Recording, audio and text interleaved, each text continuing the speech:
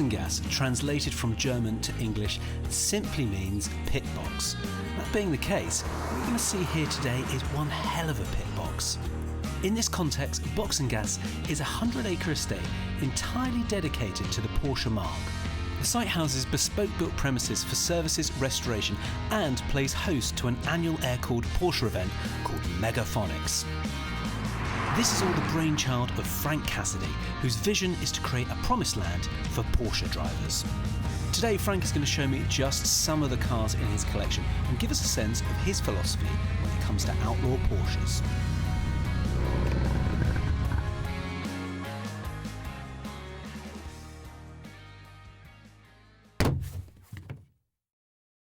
Hey Frank, how you doing? Very well, James. Thanks for coming down. Well, thank you for having me here. So, Boxengasse, a pit box for the Porsche driver. Where did that kind of name spring to mind? Yeah, I don't know. We spent some time trying to figure out a name that was suitable, and then I went back to what the business is really about. And really, we're just a uniting force. Yeah. That's the idea. We're a house for the people that make it a home. Yeah. So the pit box is kind of the place where the mechanics, the drivers, and the cars come together. Yeah. And that just suited us perfectly because that's really what we are. That's what this is. So where we are now is kind of your main garage, and then outside we've got Auto Farm, yeah, a servicing area. That's it. So at the moment, Boxengasse has 3 activities, I guess. There's the property development side of it, where we build buildings and then lease them out to Porsche businesses or Porsche-related businesses. Yeah. So we've got one of the UK's leading independent Porsche specialists that's in residence full-time doing servicing and restoration. Then this unit here is my personal garage. Yeah. So what you see here is probably about, 15, 20 years of buying and selling and picking up, modifying, repairing. And then second part of the business is events. Yeah. Our big annual event at the moment is called Megaphonics. Yep. And that's coming up. Which we'll be at, so check that out on boxengasse.com. You can get your tickets there. Yeah, that's it. So we've got a few sponsors, Porsche AG and Collecting Cars, and a few other brilliant curated brands, which we're lucky to have aboard. And then in time, when we have more space built, we've got another 30,000 square feet coming in over the next few years on top of the 25 we've got right now. We'll be able to offer more hospitality on a more regular basis. Yeah. And then the third activity, well, we sell branded merchandise worldwide. We're lucky that we've got an audience that really identify with what we're doing, what we're about, and the brand itself. And they want to get involved with it even if they can't be here, whether it's someone who's in Japan. We had an order recently, or all over the world, really. That's amazing, yeah. And all of this sort of stemming back from your love of all things air-cooled. So here we are now in this sort of the epitome of your passion. It's all sort of collaborated in this space at Boxengasse. But sort of, if we whisk you back a couple of decades ago, there was a younger lad sort of infatuated with air-cooled Porsches, I suppose, and then you've built out this collection. So where did that start for you? Yeah. I don't know. I've always had an interest in classic cars, really. What's called, I appreciate modern cars massively, the engineering that goes into them. But actually, that for some reason, it's the classic stuff that I was really drawn to. It's those designs. That were designed by, designers as opposed to wind tunnels, I guess. Yeah. What were the posters on the wall? It was a Porsche, definitely. Yeah, it was definitely a Porsche. Yeah, through and through. There's just something about those cars. They're capable of doing everything. Some cars are good at doing one thing or another, whether it's comfort or luxury or going fast in a straight line or reliability, whereas Porsche seem to be able to get all those things together. They're very good at all those different things, and you can really take them on a grand tour across Europe, which is something that I absolutely love to do. Touring and driving in Europe is my thing. And it's a car that you can fit 3.5 weeks worth of luggage, a small dog and your missus into. By the time you put the rear seats down in one of these cars, you've actually got a lot of storage space. So I think my love for Porsche really stems from them being a jack of all trades, being capable of doing all those different things. And there's so much variety. You can look around this garage and see a lot of air-cooled cars and think, actually, that's pretty much the same thing again and again and again. But actually, there are a lot of nuances. And This, for example, 89 turbo is a very, very different driving experience to, for example, that ST over there. Yeah. You know, when the boost comes in on this, it's like a sledgehammer, and you're kind of building the boost as you're going into the apex and then flooring it on the way out. It's a very different kind of style of driving, whereas this ST is a 2.7. That's a very frantic little engine, much more sensory, a lot lighter weight. So completely different experience. Do you find that the inputs on that on the ST need to be a little bit more exacting? Is it more of a scalpel than? Yeah, that's a good question. Yeah, to a degree, definitely. I mean, at the end of the day, both of them don't have any traction control, they don't have any ABS, any of that. So it's all down to you for sure. But for example, this is a 915 gearbox. A lot of people malign about the 915 gearbox, saying it's not necessarily a very good one. But that's usually because it's a poor example. If it's been freshly rebuilt, there's nothing quite like it. It's a wonderful, wonderful gearbox. It's just something that requires a certain amount of patience, which is a weird thing to say when you're frantically bombing it down the road. But actually, if you're patient with it and you're precise and you're slow with your gear changes, it's an incredibly rewarding gearbox. So that's something you need to be a bit more delicate and mindful of. Whereas, for example, in this car, this is an 89 car, so this is the only year that came with a G50 gearbox, 5-speed. Also, and that is much more precise. It's not something you need to be as delicate with. So it's different skill sets, you know. Here you're really thinking about boost, here you're thinking about climbing through the rev ranges. You know, this is a much heavier car. It's just different experiences, even though it's the same brand. Yeah, that's interesting you should say that, because I was speaking to Richard Tuttle a couple of weeks ago, and he was saying the same thing. In fact, you know, there's a lot of conversation between the 915 and the G50. A lot of that is probably those people that have only ever sat in a badly set up 915 or they're owners of a G50, and so they're raving about that. But actually, if you sit in a really nicely set up one, then it's equally as rewarding. Well, if Richard says it, it's got to be true. You know, Richard knows his onions. He's a great guy. He's been very supportive of us over the years in our event.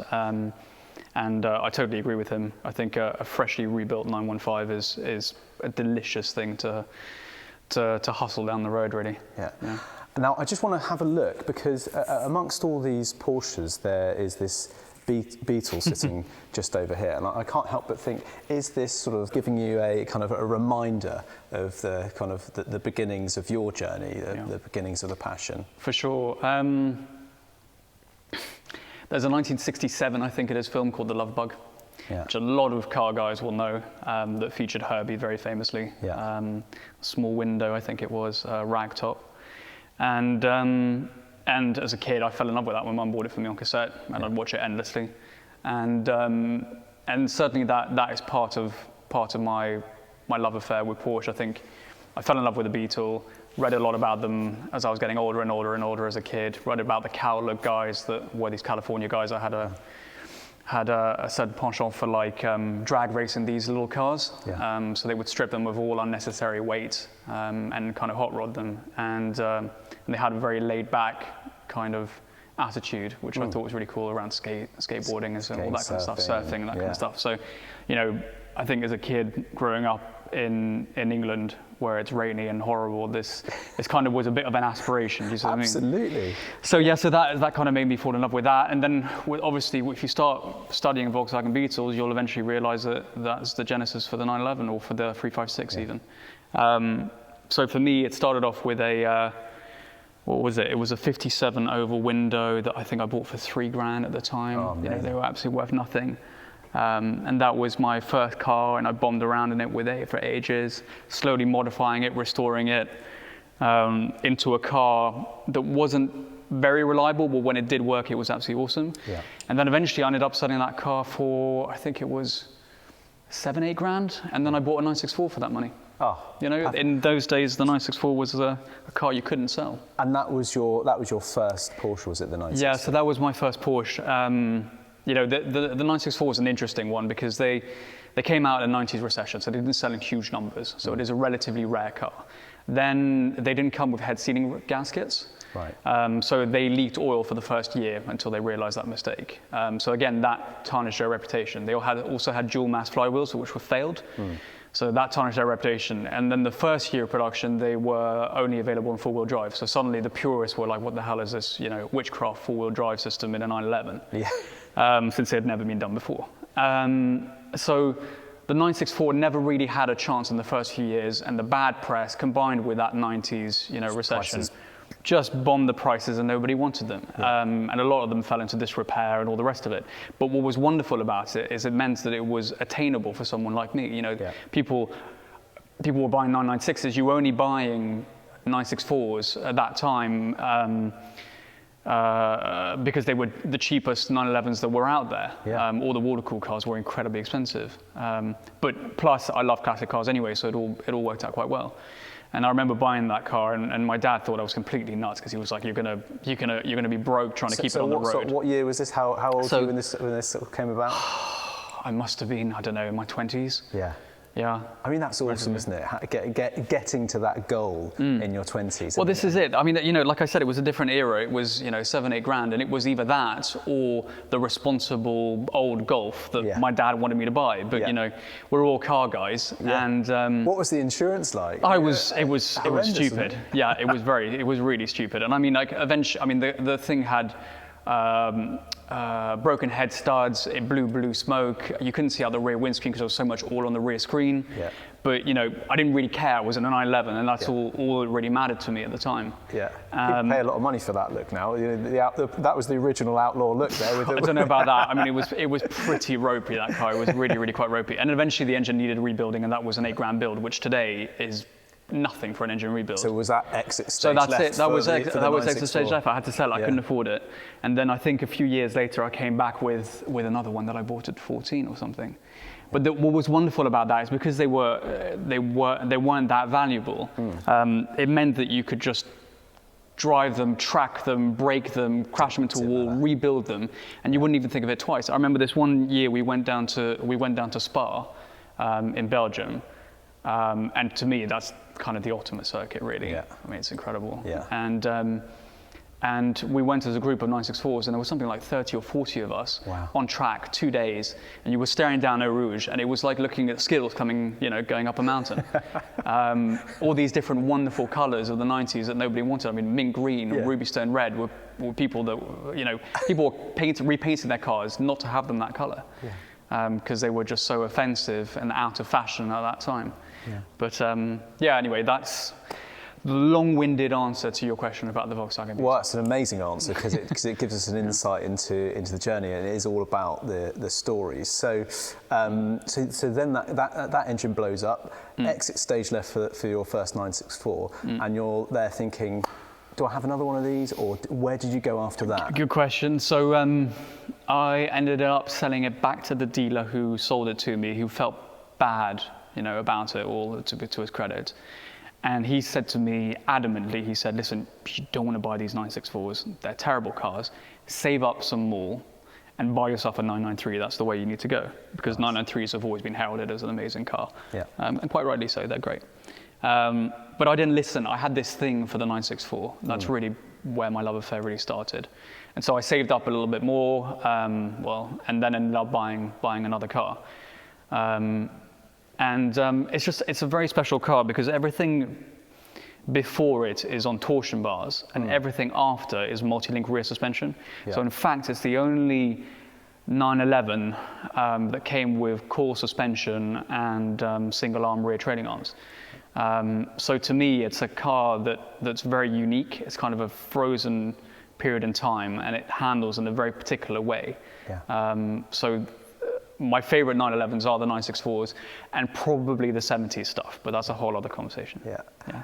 So when there must have come a point where you're still enjoying the 964 experience, but you're starting to look elsewhere, and there's an itch to be scratched. Yeah. And where did you start looking? What was it that you thought, right, I want to get into an earlier 911 or a 993? So I don't really look specifically for a specific car. I have an idea of what I would like, but generally speaking, the cars tend to speak to me. So I'll see something that's advertised that's good, that hits all the right boxes, then I'll go for it. I won't turn down an 89 turbo You know, even though I'm looking for an early car, if this 89 Turbo is a really good example, and I think there's a lot of potential in it. So I don't really set out with specific goals. I set out for a particular quality within a car, whether it's an original car, and because I'm really looking after that kind of very original experience in the driving experience, or whether it is what I would call a basket case, for want of a better word, a project car, which is unoriginal and therefore gives me artistic license. I was going to say, sometimes, without wanting to use a grandiose word, but artistic license to create whatever I want. But those can sometimes be really attractive, can't they? Because you don't feel guilty in a sense about you know, making it your own, you know, personalisation, any kind of, you know, resto modding to that car. Then it doesn't feel like sacrilege if you had an original low mileage car with wonderful history. Some might feel a little bit awkward starting to change and chop up bits and pieces and do that, but that is one of the most enjoyable things, I imagine, that you can experience. I think I absolutely agree with you. I think, you know, I love original cars. You know, there's something to be said for getting that experience as Porsche intended it. They know what they're doing. But having said that, you know, some original cars can be kind of I don't know, masters of their own demise, really, or in the sense that some original cars are so original that you're kind of scared to drive it, or they're low mileage enough that you don't want to pile the miles on it. And, you know, without wanting to get too philosophical, at the end of the day, all you're left with are your memories, and I just don't want mine to be of a car gathering dust in the corner of a workshop. That's true, isn't it? It's such a shame because, you know, if you have those cars where you don't want to drive it, you know, it's the market which is stopping you from having those memories and enjoying those moments with the car as intended. Sure. So what would be a car as a good example to show us that really encapsulates your philosophy for sort of an outlaw Porsche or for personalisation? Sure. I'll show you a couple of examples. So this silver car behind us, this is a car that you wouldn't typically modify because I know they only built 12 of these right-hand drive and Polar Silver anniversaries that came to the UK anyway. Yeah. So this is 964. So this is 964 anniversary edition. Right. So it's a naturally aspirated car. It's a wide body car. It's got four-wheel drive. It has no turbos. So in effect, and they built in theory 911 for the 30th anniversary of the 911. The reality is they didn't because they couldn't sell that many. Yeah. So there's actually less of them on the road. They all came in Polar Silver, is it Viola Metallic, which is very similar to Amethyst Purple. There's a few weird ones that got through the net. So there's a few Guards Red, there's a few black. And then in the US, they did their own version, which wasn't the anniversary edition, but something called the wide body look or the wide turbo look. Right. So this is a rare car. 32 came to the UK, 11 were Polar Silver. I know there are less than that on the road because I wrote off one, but that's a completely different story that I don't want to go into because it's really embarrassing. But anyway, so I know that there are less. There are very few on the road. So this is a car you wouldn't traditionally want to modify. But I have modified this because everything that I've done is fully reversible. There are cars that I've modified before, which are so far gone, and they weren't original to start with. They weren't rare cars to start with. Yeah. So actually, you're doing them a favour in a sense. You're giving them a new lease of life. It's sort of well, that's it. So if it's a little bit of Botox, and if it's a very rare, if it's not a rare car that's already been modified or already been damaged, you can do whatever you want. Really, you can do stuff which is irreversible. Whereas this, because it's a rare car, everything that's on it is reversible. Yeah. So I have all the original parts on the shelf, ready to go for the next custodian, because that's what I am. I'm just looking after it for the next person, right? Yeah. Yeah, everything is reversible here. So this is now, and then I've got to think about what the car actually is. And because it's a wide body and because it's naturally aspirated, it doesn't have a huge amount of power. So it's never going to be a very lean, taut car. It's more of a Grand Tourer-esque. Yeah. And then in terms of aesthetics, what I wanted to do was kind of a 964 RSR kind of look, but without the big spoiler on the ridge, keeping it really tidy. Yeah. So we're running on this a set of Bilstein PSS 10s. Megaphonics, which are beautiful, beautiful suspension, very, very progressive.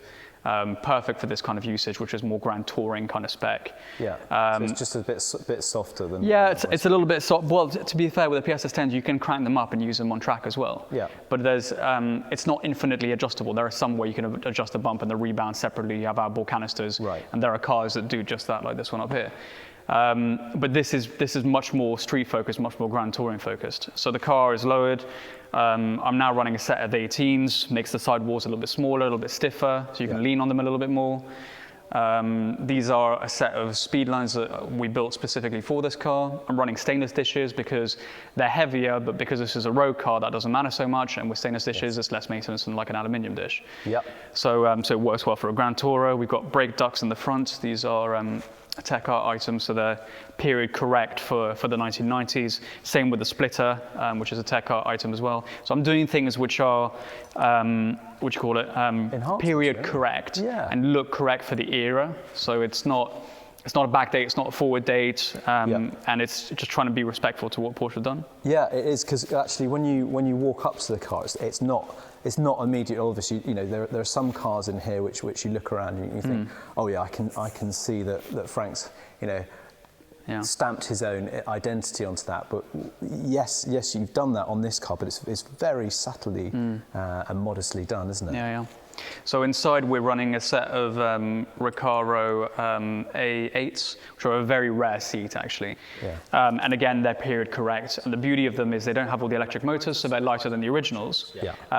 But these kind of buckets still can be reclined, so you still have access to the rear. So again, It's one of those things where we're not going full buckets because this is a grand touring kind of car. And we're not staying with the comfort because the comfort seats are very heavy things, but they're on the shelf ready for the next owner. Yeah. They've got big wings on those, haven't they? Yeah, no, they do hold you in place. They're good. And then what else can I tell you? You've got a lightweight flywheel and RS clutch in there, and I'm running a Fab Speed exhaust, which is just a little bit fruitier. It's a bit of a drone, to be honest. And we're running a Porsche Classic navigation unit. Ah, nice. Which is great because you've got all the Apple CarPlay and everything. And when you're doing long trips, having Spotify and all your favorite podcasts, you know, it's a really nice thing to have. Lovely. And so I look at this car and all I see is memories, because I've taken this car through France, into Switzerland, down through Italy, into the south of France, with the missus, with 3 weeks worth of luggage and the dog in it. Oh, amazing. And I love my photography. Yeah. And any excuse to get a car in front of a different setting, I'm there. Yeah. You know, and so with this, we've made some amazing memories. It's been a wonderful experience. Cool car to do a big trip in. Sorry? What a cool car to do a big trip in. Yeah. It's absolutely stunning. Yeah, thank you. It's lovely to look at all the... No, it's good. And then the for example, the calipers, we redid those in Riviera Blue. They're also 993 turbo items now, so they're bigger, more stopping power, which is good for a heavy car like this. Yeah. And we did them in Riviera Blue because it just picks up, it's an original Porsche color, and it also picks up on the blue hue within the Polar Silver paint. Same with the rear of the bucket seats. Yeah. So yeah, again, just trying to keep it faithful to Porsche pretty much. And have these been sprayed as well? Yeah, so that's there's some 964 turbos that came with more of a chrome finish to the sensors. And I don't exactly know what that effect is, but you tend to see it a little bit more on the US cars. Yeah. And with this, I wanted that similar effect, but I didn't want it to be too blingy either. So this is actually a paint. It's not a polish. It's a chromate kind of paint. And we've done it in gunmetal so that it just takes the edge off and it's not too silver, too bright in your face. It does, It's just taken a shine off, isn't it? It's only when you sort of get closer to it that you notice the difference. But it matches really nicely with the paintwork as well. I can just see your stickers here as you've gone through the Saint Bernard pass. Yeah, exactly. The Col de Saint-Bernard is one of my absolute favourite passes. You know, what's called the Italian side especially is very, very smooth. Yeah. And you can really hustle these cars along on the way down. I mean, a car like this, you know, on the way up a pass, especially this, because it's a heavier car, can feel a little bit slow. Yeah. But on the way down, when you've got the momentum behind you, a bit of gravity, it's great. So going down the Italian side in this car was definitely a great memory, and got some great pictures of that trip too. I suppose the thing about Porsche is it's almost endless, isn't it? You know, in terms of what you can do or what you can desire. Is there always like a couple of projects lining up in your mind? Definitely. I mean, this was a relatively recent project that I finished. This started off life as a 993 turbo. The previous owner had already done the engine, which is now a 3.8, 10.1 compression, twin spark engine with a set of hybrid turbos from a 996 turbo, which have just come off because they need to be rebuilt effectively. And so this car, it already had the engine done to it, so it had already been modified. There were a few other bits and pieces that had already been done. So again, that gave me artistic license to go one step further and carry on modifying the car without feeling like I was being blasphemous. But because this wasn't a rare car at the time, you didn't think about modifying it twice.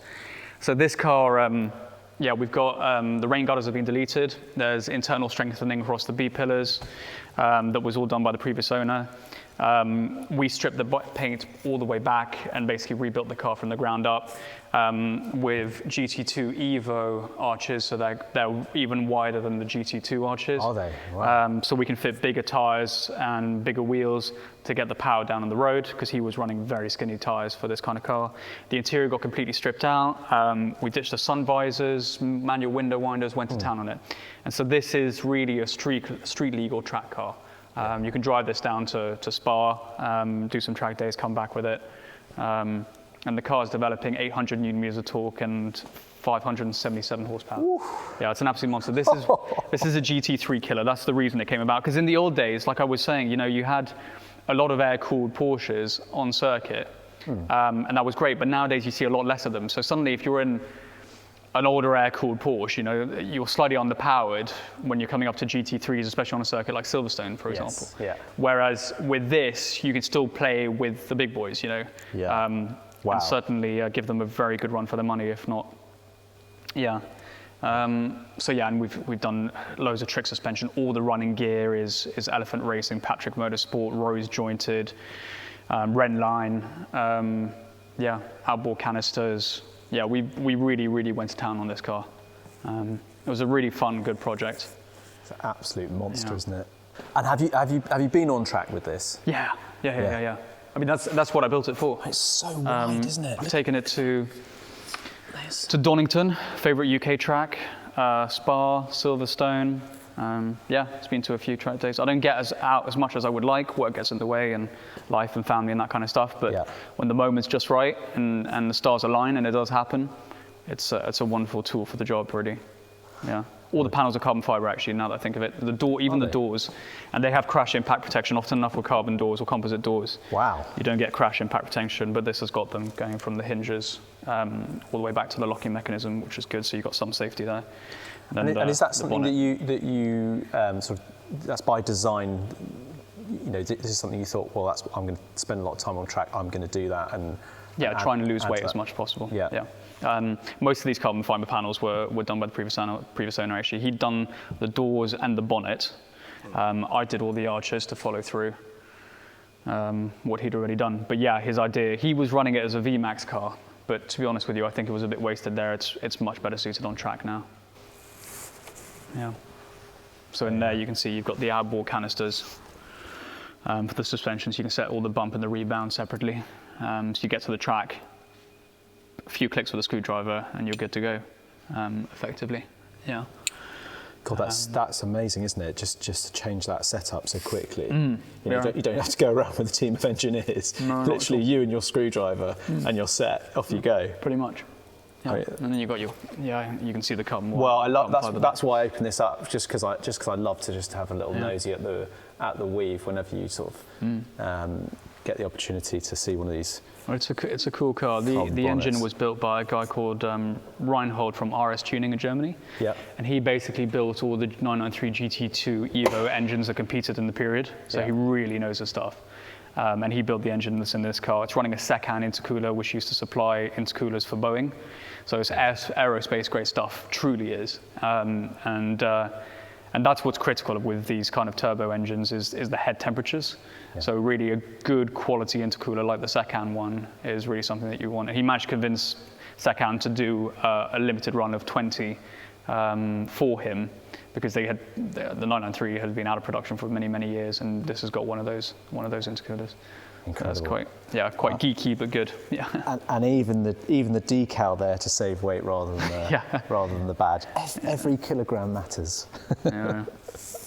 So this isn't the original Beetle that you started off with. We talked about earlier. But tell me about this car. Yeah. So this is kind of a resto cal, I think is probably the best term for it. It's got a bit more chrome than a cal car would generally have. But it's running a 1914 twin carbed engine, CC, and it's really peppy.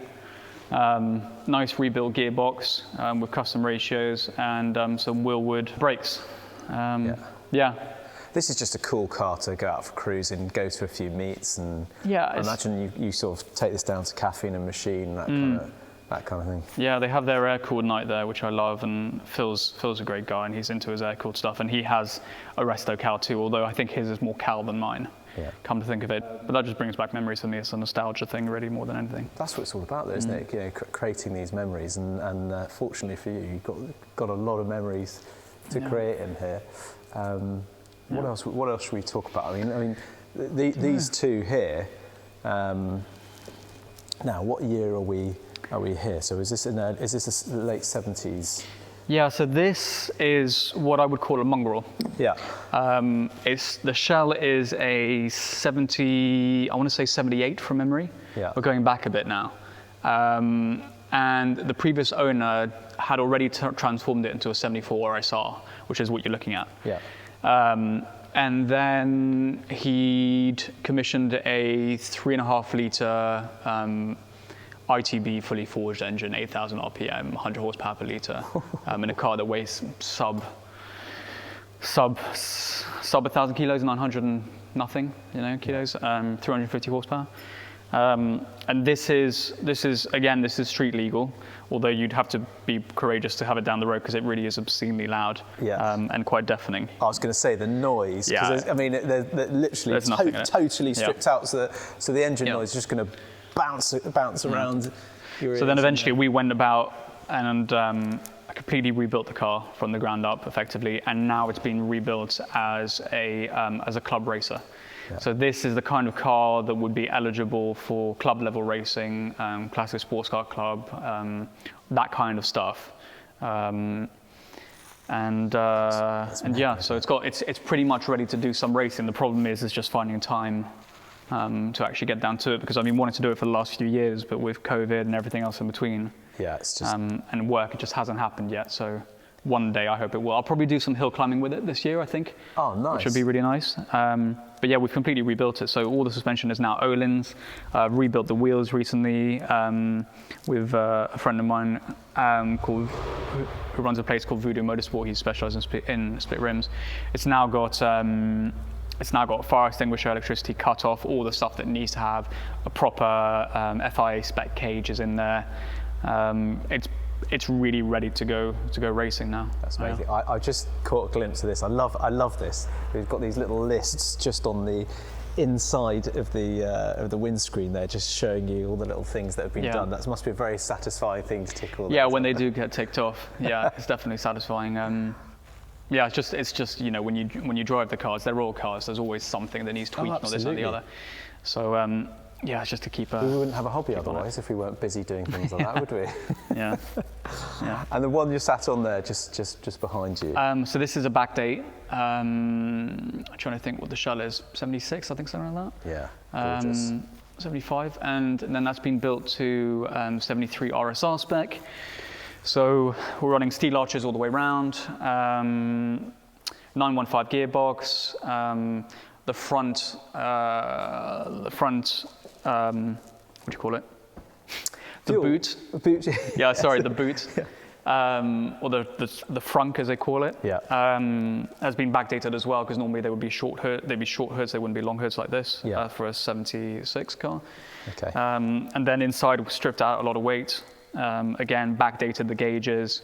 And this car's running a twin spark 4 litre mechanical fuel injected engine. And that's really the heart of this car. That's incredible. So you're running, it's a custom crank because it's a stroker engine. And I think the pistons and cylinders are 3.5. Right. We're running a Marla barrel and piston. What else? Port and polished heads, much bigger valve, stainless valves, titanium springs and retainers, custom camshafts, and then it's running on low butterflies with the mechanical fuel injection, which is kind of the beauty. There's something about MFI engines which I absolutely love, and it's a very streetable engine, really streetable. It's developing 415 newton meters of torque in a car that weighs again sub 1,000 kilos and 385 horsepower. And the beauty of that is because you have so much torque, you don't have to be in the correct gear all the time. Because when you're going down the road, you don't know what's coming around the next corner, right? Especially if you've never been down that road before. Yeah. So you're never, and you don't know if there's traffic there and so on. So you're never constantly always in the exact perfect gear. Yeah. So that's when you need the torque like this to pull you around. So it's a very streetable engine. Whereas something like this is a 3.5 litre, 100 horsepower per litre engine. This has got a lot of power, a lot of horsepower, but not much torque. Yeah. So this is a kind of thing, high revving. You always need to be hammering it all the time, and you always need to be in the right gear. Yeah. And in the real world, that's it. In the real world, where you're going around a corner and you don't know what's coming up and what that corner is going to be like, and you can't always be in the perfect gear like you can be on a circuit. This is a much more streetable engine, and that's what it's designed to do. Something like Alpine Touring, this would be absolutely amazing. Yeah, fabulous. But I think that's kind of the thing with this group of cars. I'm very fortunate to be in a position where I can have very specific Porsches for very specific tasks. Yeah. So there are cars here which are very good at like taking the missus out on a date, nice and quiet and comfortable.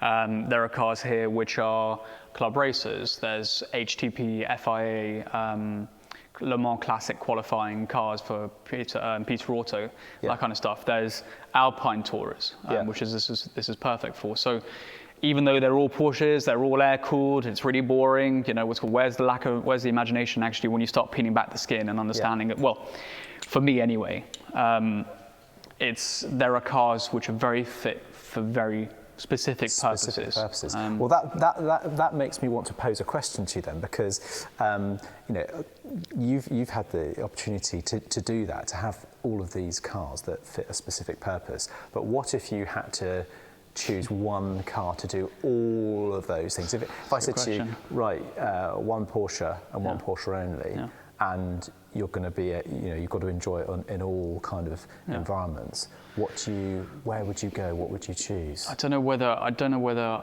I could answer that, because for me, it's about the quality of the drive, not the quantity of the drive. So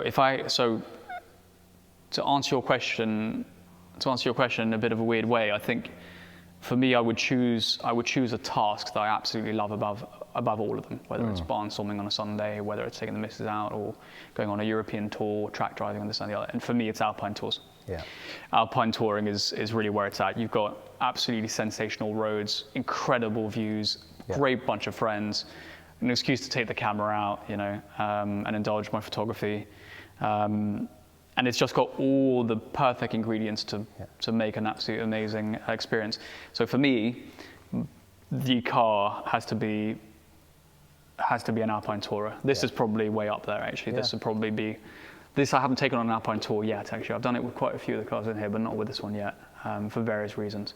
I suppose then, it doesn't sort of doesn't matter, because once you know what you're going to do with the car, and that's one of the joys of 911s, is you can pretty much set it up to do whatever you want it to do. Yeah, for sure.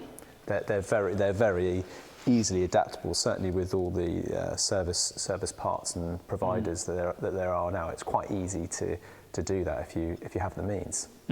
No, for sure. I think there's part of the reason why, the reason I set up Boxengasse in the end was I started off as an enthusiast with a 964 that was dirt cheap, and it invariably had problems. And so I relied on the community. I have a lot of the forums, because that's where everybody was, on information and independent specialists. and OPCs for parts, for this and the other. And so eventually I met a lot of great enthusiasts, a lot of great industry professionals that helped me along the way to keep those cars on the road, to keep that car on the road. And Boxengasse is basically a fusion of bringing all those wonderful, great people I've met in the community together in one place. Yeah. Yeah. And you know, that's part of the thing, isn't it? Because actually through Porsche, you're seeing a lot of different subcultures, aren't you? Because there's, you know, you then have those friends that are really heavily into their photography, fashion, or architecture, and that sort of brings us sort of segues through to another one of your passions. You know, you get that crossover with fashion. I'm just looking at the rail in the back of the garage, which I want to go and have a look at. Yeah, sure. In a second. No, I think you know, I think the Porsche guy, or certainly our demographic that we have that are kind enough to support our events and seem to identify what we do. They are Porsche guys through and through, of course, but like everyone, they have multiple different interests, and they're not just interested necessarily in the Porsches. You know, they're interested in it's like that with all car guys. You know, they're interested in multiple different things that have the same qualities, I think. Yeah. So, you know, watches is a no-brainer. You know, it's a mechanical device. It's that appreciation for engineering. It's the heritage. It's the design, which, you know, the Porsche guy and the automotive guys, the car guys identify with. Yeah, they're so intrinsically linked, and you know, obviously with motorsport history, and you know, for sure. See you're wearing the Monaco today, and you Yeah. know, the relationship that those brands have all had together are inseparable, aren't they? Really? Yeah, for sure. Yeah, for sure. I think it's just an obvious pairing, and I think the same thing with the clothes that we do for Boxengasse's merchandise. You know, we tend to use heavyweight fabrics, so they fall very naturally. All the clothing is cut in a very classic, traditional kind of box style, so it's very timeless. And we use heavyweight fabrics, which also makes them very very robust and hard wearing. And these are kind of all unique characteristics which you can find within Porsche as well. Just good design, good quality, endless, timeless design, I guess. This is probably a good place to ask this question, as we're standing by this car with flared arches. It's really kind of that relationships between aesthetics versus engineering. So, for example, the aesthetics of this car, we have these flared arches, and they're there for a purpose because they've got the larger wheels on it, and that obviously helps handling and performance. But you can have aesthetics for personalisation. We've talked about a number of cars which you've sort of stamped your own personal thing. Where do you know, is there a boundary? Is there a line to be drawn, or does it just come down to personal preference and what you want to do? I'm a Porsche guy through and through, so their philosophies ring true with me. Yeah. So Porsche's philosophies has always been function over form, and I think I think the real beauty of a design is when it represents that functionality, when it has that functional purpose. So for me, you know, being a die-hard Porsche guy, that's where it lies. If it has got wide arches, it's because it's got wide wheels, and it has wide wheels because it needs wide tires, because it's got the power to put it down, and it needs that traction. Yeah. So really, for me, it's all about that. Like, this car would not make sense to me if it was powered by, I don't know, a 2-litre. But because it's powered by... It just wouldn't need those bigger wheels. It wouldn't need those bigger wheels, it wouldn't need the bigger tyres, and it wouldn't need the bigger arches. But because it's got 450 newton-meters of torque, you need a 315 section tyre. Yeah. 315 section tyre means an 11-inch wheel, and it means a fat arch on the rear. Simple as. So everything for a purpose, and that affects the design choices that you make. You know, going back to the 993, you know, that's why you have the carbon doors. Reduce weight because the car's going to be used on the track. Yeah, for sure. Simple as that. And it's the same thing with these buildings. So when I design these buildings, I love what the official Porsche centers do. I think it's fantastic. All the brushed steel and the chrome and the glass. I think it's brilliant. But we're very much around the classic cars here. We're in a very rural setting, and so I wanted the buildings to reflect that. You know, I want to do have our own identity. So these buildings are very much like the cars. You know, everything is exposed. You have all the conduits, the sprinkler system. Everything is fully exposed. You know, the rafters are all on show, and that's pretty much the only thing that remains original to this building. Yeah. We're using a reclaimed brick.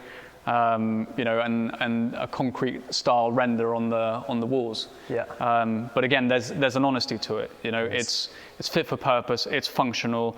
The beauty of the design, I think, is in its honesty by not trying to hide any of the functionality of the building. No. So everything's exposed from the heating to the lighting and everything else. Well, you've got great natural light in here actually, as well as these really cool spotlights. No, it's true. I mean, when we started these buildings, the roofs were entirely asbestos.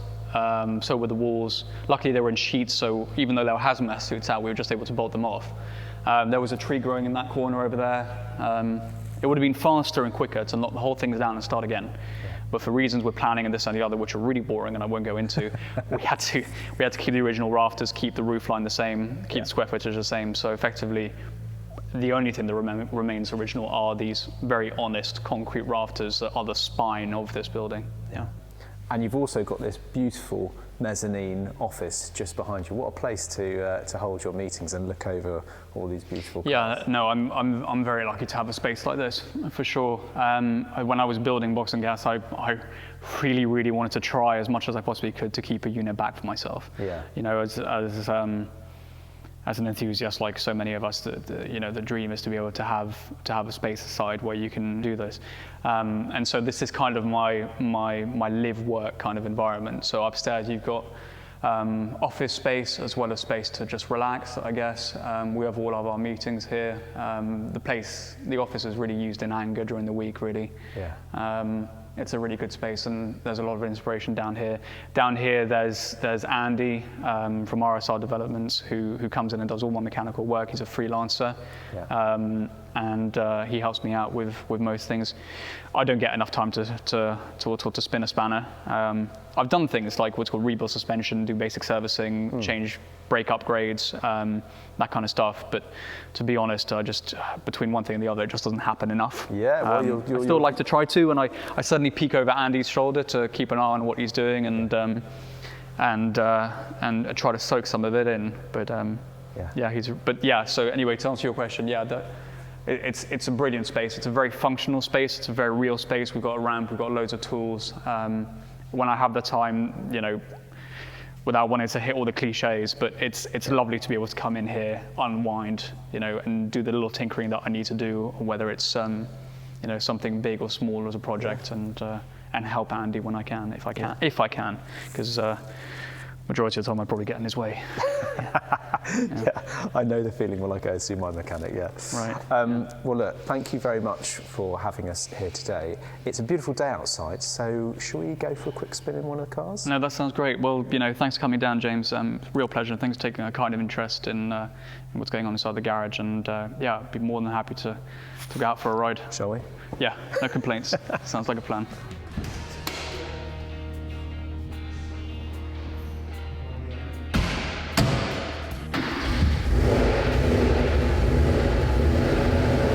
If this has whet your appetite for all things Porsche, then come and join us on Sunday the 29th of May for Megaphonics. Tickets can be found on boxengasse.com/Megaphonics. And if you're thinking of selling your Porsche, then get in touch with our global consignment team. There are no fees and you receive 100% of the hammer price. For more great content from the Collecting Cars team, please like and subscribe, and we hope to see you at a Collecting Cars event very soon.